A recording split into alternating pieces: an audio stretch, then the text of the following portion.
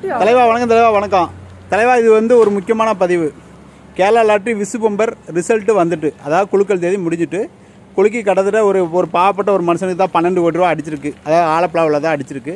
அதை விற்றவங்களும் ஒருபாடு கஷ்டத்தில் இருந்தவங்க, கடவுள் படியாக இருந்திருக்காரு, சந்தோஷம். அதாவது நம்ம ஐயப்பசாமி கோயிலுக்கு மாலை போட்டு வந்தவங்க நிறைய பேர் நம்ம தமிழ்நாட்டிலேருந்து வெளிநாட்டிலேருந்து நிறைய பேர் வந்திருக்காங்க. அவங்க எல்லாருமே டிக்கெட் வாங்கிட்டு போயிருக்காங்க. அந்த டிக்கெட் வாங்கிட்டு போனவங்க ரிசல்ட்டை பார்க்கணும் அப்படின்னா கூகுள் இருக்குல்ல, கூகுளில் போய் Kerala lottery Visu bumper result அப்படின்னு போட்டேன்னா வந்துடும். சரியா? உங்கள் டிக்கெட்டை வச்சு நீங்கள் பார்த்துக்கலாம் உங்களுக்கு ப்ரைஸ் அடிச்சிருக்கா அடிக்கலையா அப்படின்னு.